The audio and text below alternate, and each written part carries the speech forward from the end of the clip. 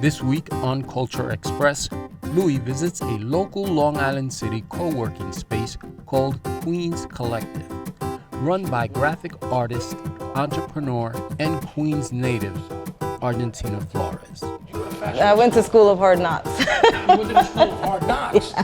I know where that school is. Yeah. Then we take the train crosstown to Queens College to meet Amy Winter, curator at the Goodwin Turnbach Museum. That would be New Jersey. Our last stop takes us back to our QPTV studios where Louie sits with Bill Vasilev, a pianist from Flushing, New York. Bill has traveled the world with some of the greatest jazz artists of all time. Baby King. These are some other heavy cats over here that he's hanging out with right here, right? Do you want to tell me who these guys are?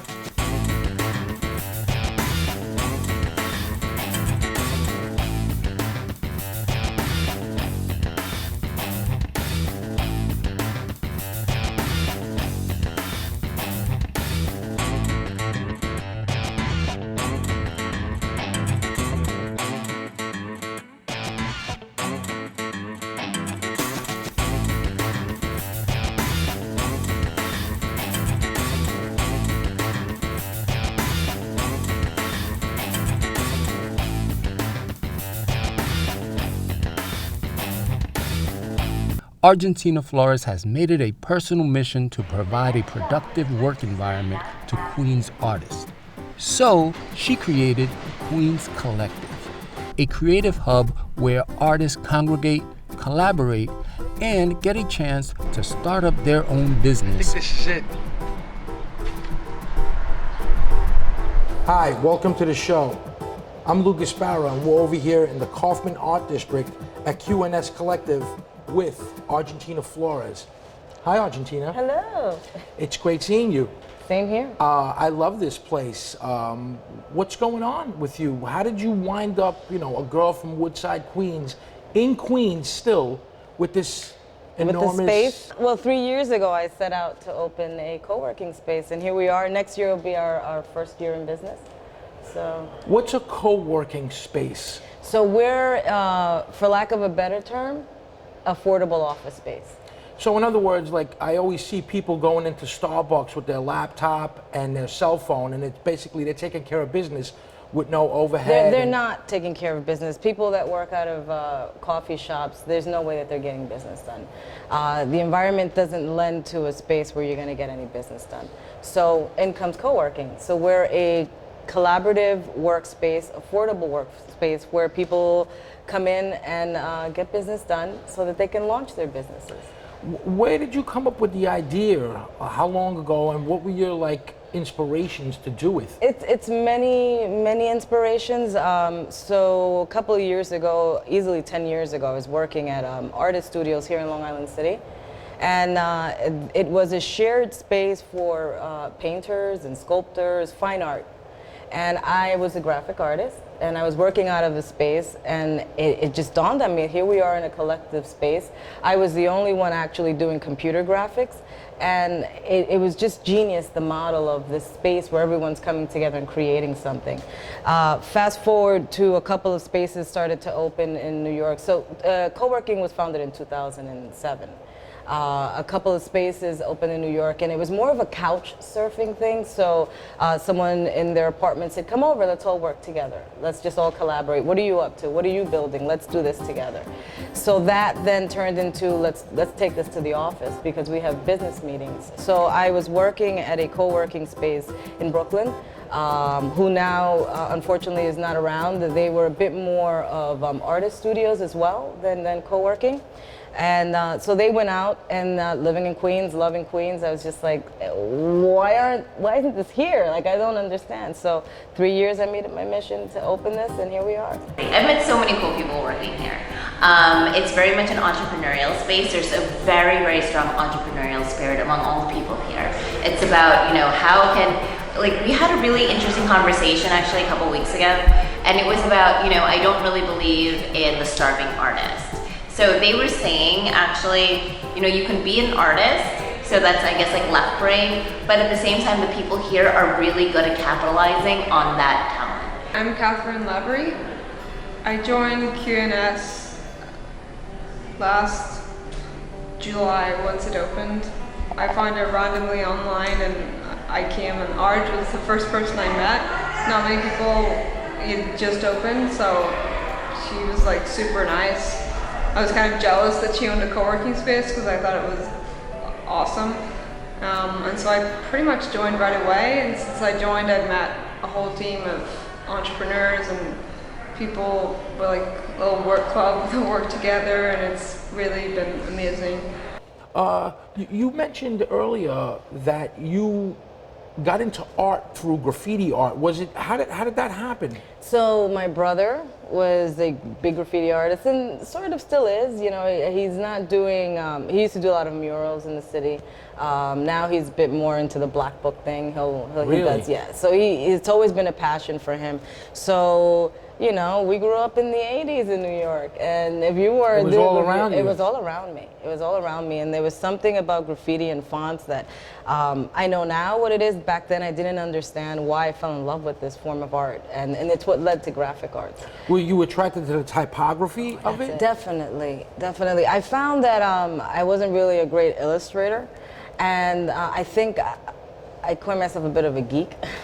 So it was, I think, a good term yeah, these days. Yeah, I was a geek. And it was a time where, you know, Mac was blowing up. You know, I had a Power PC the way before, you know, Mac is what it is today. And, you know, so computer was happening, internet was happening. So it was taking this art form into a computer graphic, because I was a desktop publisher. Right. So yeah, it began with graffiti. It turned into illustration, where I was doing pattern illustration, and then graphic art. So you just basically used the tools that were at your disposal in the time that you were growing up. Yeah. Where would you like to see what you're doing go in the future? It's a great question. So, you know, the core values of co-working is community and collaborative. We're in a phase right now where everyone is in a startup. You know, I'm watching a lot of my members, which is just fantastic, come straight out of college and they're starting companies. So we are a space to launch. Right? This is what we're offering people, a space to launch, a space to get their ideas going and growth. So where I'd like to see this is just on a bigger scale. You know, that co-working doesn't only become something where it's just a college grad. Maybe the kid on the corner, you know, he has an idea and he needs a space to have that idea grow. Let us be the space. That sounds fantastic. You're helping people build from the ground up. Do you consider yourself and feel like a pioneer in this like business in Astoria, Queens, at least? I am the first co-working space in Queens, and I'd love to see more co-working spaces tremendous. in Queens come, because more of them come, more of this environment grows, you know. So do I see myself as a pioneer? I think that when I set out to build this space, that was never the thought. It was just like to fill a need, you know. Where is it? Where is it? And if it's not here, I'm gonna bring it, you know. And that was my goal. And you know, now looking at what's going on, I want to see that grow on the level of collaborative, on the level of startup, on the level of launching and bringing out the talent that I see in Queens. My members here are amazing, amazing. The amount of talent that I witness every day, I'm blessed. It's like every day I walk into an environment where people are thinking, growing, and innovating, you know, so. So Argentina, what's next? So I'm working on a couple of projects, all kind of still in the development stage, but what's next is mapping Queens. I think it's about time that we bring light to the amount of talent that's in this borough.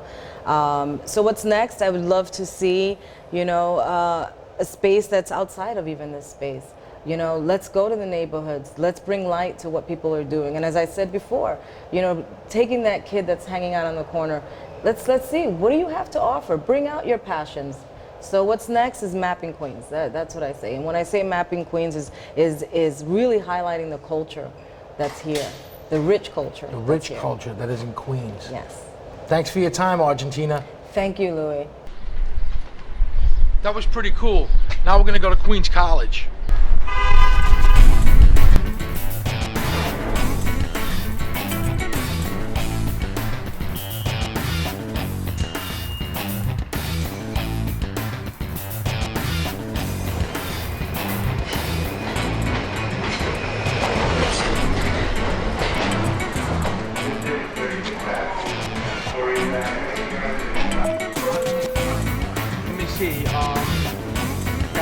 College is on the 757. So right here.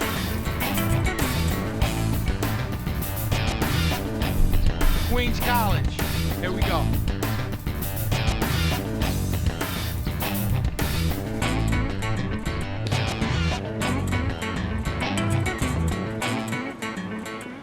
We're here with Amy Winter at the Godwin Turnback Museum at Queens College. Amy, I see that this current exhibition is all photographs. What's going on? How you doing? And fill me in on what's happening here. Okay, well, we have just received this collection of photographs as a gift from a friend of the museum, and we're very excited about it because it includes major photographers from the 19th and 20th century. And it's been extremely popular and well received. We've had big two receptions, and we had another review in the Wall Street Journal, so we're very excited about the show. Yeah, 2 shows here. One is this collection downstairs. The other is upstairs, and it's on loan from the Reading Public Museum. In terms of what you have on display, the photographs, you guys do also paintings and figurative art and all different types of art. Yes, we show all different periods and styles, painting, sculpture, photography, installation art, more contemporary things, and we try to represent the cultures of the very diverse cultures. Well, of Queens, you know yes. how Queens is, it's got every culture in Exactly. it. And I was looking around at some of the photos, and they're all amazing. Yeah. Actually, I used to be a photographer, a creative photographer. I mean, I have 3 degrees in the history of art, but photography is one of my passions, and I still do it, and it informs a lot of what I do, since we have to do a lot of publicity and publication and promotion. How do you get the everyman to get that a photograph is a piece of art? Like, what would be your best? That's a great question, and actually I gave a talk about that. That from the start there was this debate about whether photography was an art, Right, or like whether you're it was just taking a photo. anyone can do it. Right. But in fact, it really has to do with the eye Totally. of the person and what they see. And the more that you photograph, the better your eye becomes, both compositionally but also in terms of recognizing what makes an excellent photograph, a compelling photograph. Right. Like when you say what you see, a person may look at a photograph or look at the scene of what you're going to be taking a photograph of and not see what you see, although it's right there in front of them. Right. How did you develop that sense? Well, as I say, like anything, you get good by doing it. By doing it. But also, as you do it, you learn one of the most important things about photographing is the light. Right. And where the light is falling, and learning what the light does to change the effect of a photograph. Of the overall look. Exactly. How are the students reacting to the, you know? They are just loving it, especially, of course, the photo students, but everyone, the poetry students and the other art students, fine art students. And in fact, that's a lot of what we do here is interdisciplinary responses. We had a Warhol show. We have a very large collection of Warhol. Oh, really? We had that last September. And the dance students came in and they did a performance in response to it. Here? Yeah. Oh, wow. Look at this floor. Yeah, no, it's great. It's a great You could play dance floor. basketball here, too. Yeah, well, Yeah. I think it's a little dangerous for the art. We're looking at one of the most famous photographs in the history of photography. Wow. Certainly in the history of American photography. The Migrant Mother was commissioned by the Farm Securities Administration during the 1930s as part of the New Deal. Right.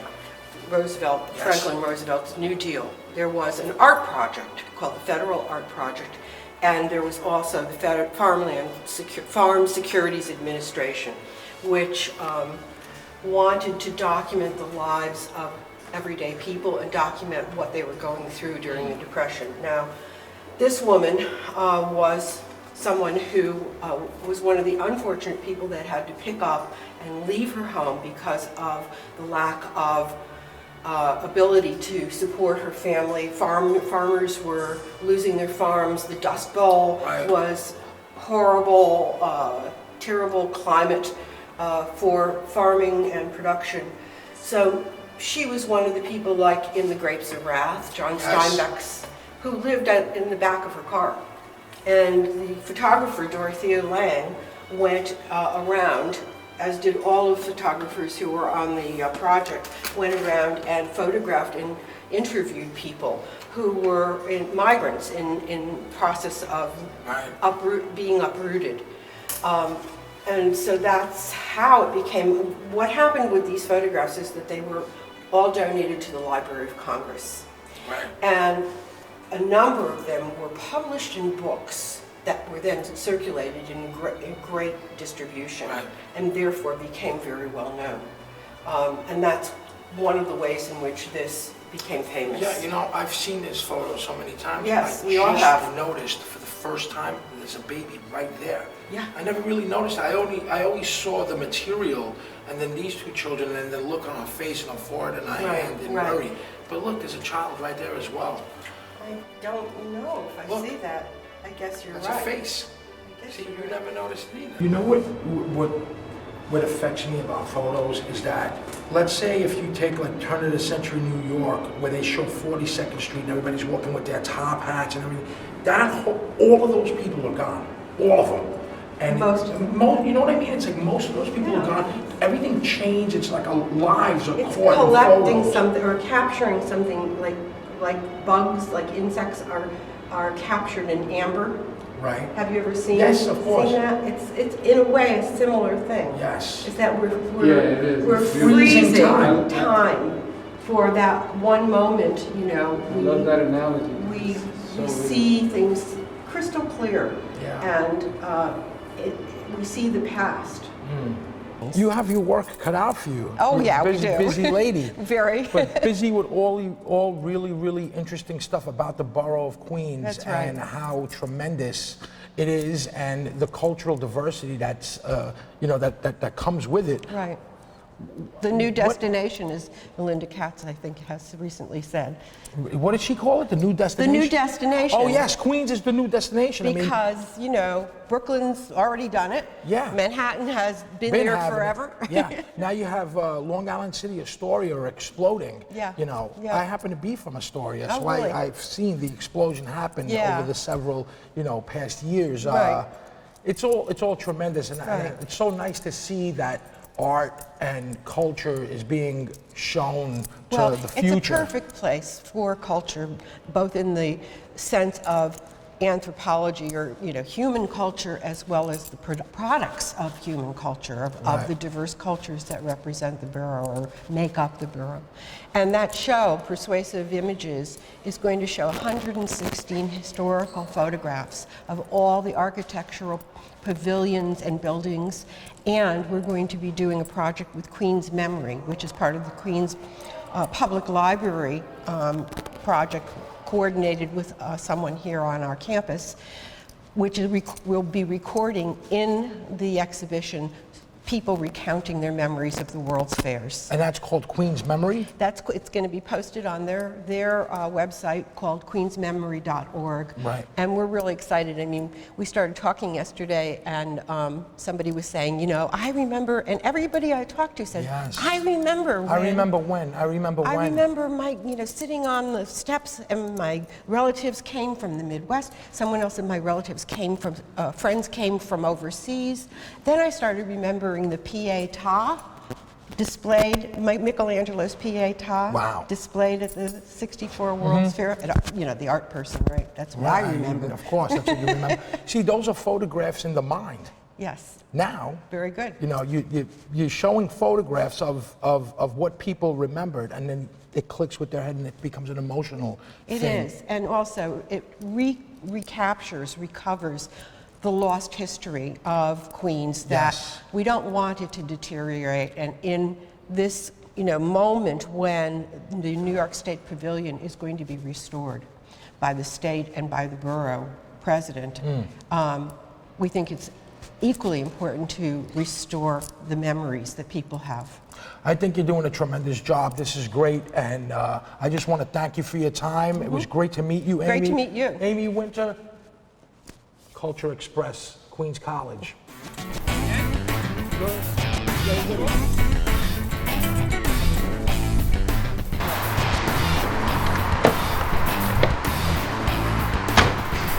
Hey, we're with Bill Vasilev, the Bulgarian keyboard wizard, and we're talking to him about all kinds of cool music and cool sounds. Bill, you've been around for about 16 years in the United States. You play with some heavy cats. How you feeling? How's everything going for you? Excellent. You having a good time? Yeah, having an excellent time here. I was reading your bio, and it said that you were taking some lessons from Chick Corea, who was a keyboard wizard himself from the jazz fusion world. I met him 15, 16 years ago. Actually, it was my first year after I moved to New York, and was really interesting for me. I remember it was the Barnes & Noble on Lincoln Center, and then I talked to him and asked him if I can take some lessons from him. So he was interested, and then there was a piano, and I was very into his music, and he was impressed that by that time I transcribed most of the music on 3 of his CDs, and I memorized. All of it? All of it. Do you feel, he must have been very impressed with that, do you feel like you learned from him? And Of course. what did you pick up from learning from such a great heavy guy like that? I can say everything, chops, harmonics, microtones. So you learned a lot in a 23 chords. Everything. Wow. In the meantime, I did a lot of jazz gigs in the area.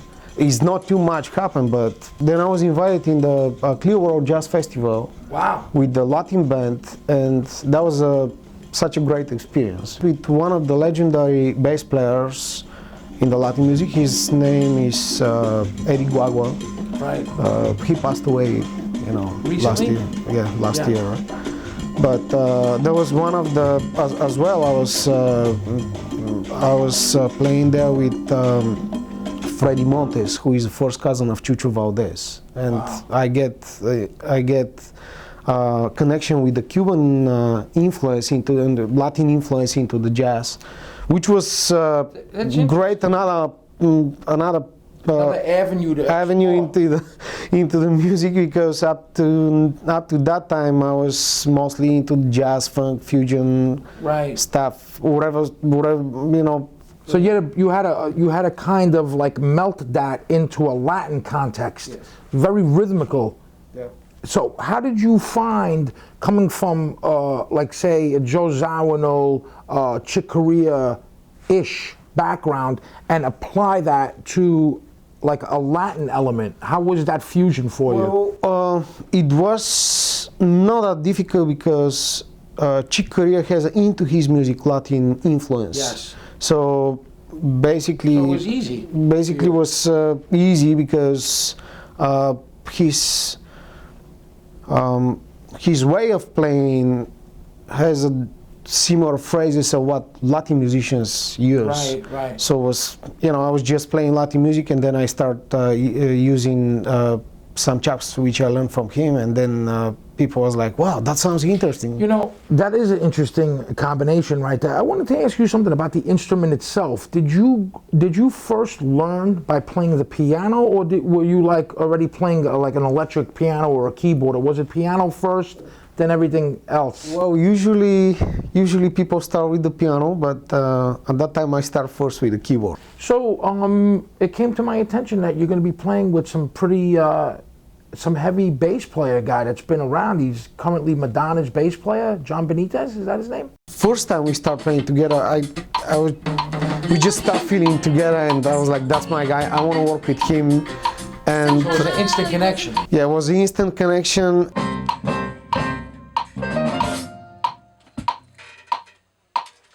You are delaying the last hit. Yeah, I don't know why. Don't read, learn it by ear. 1, 2, 3, pa-da-pa. These photos are amazing. You're playing with some heavy cats. You want to talk about this photo right here? Well, we play shortly with B.B. King. And, this is B.B. King? Yeah, and he's shaking my hand. That's after the gig in B.B. King Jazz Club. I remember at his concert, he he was watching the musicians. He was like, guys, when I wrote that song, he wasn't even born. Yeah, of course. I was like, King, man. BB King. These are some other heavy cats over here that he's hanging out with right here, right?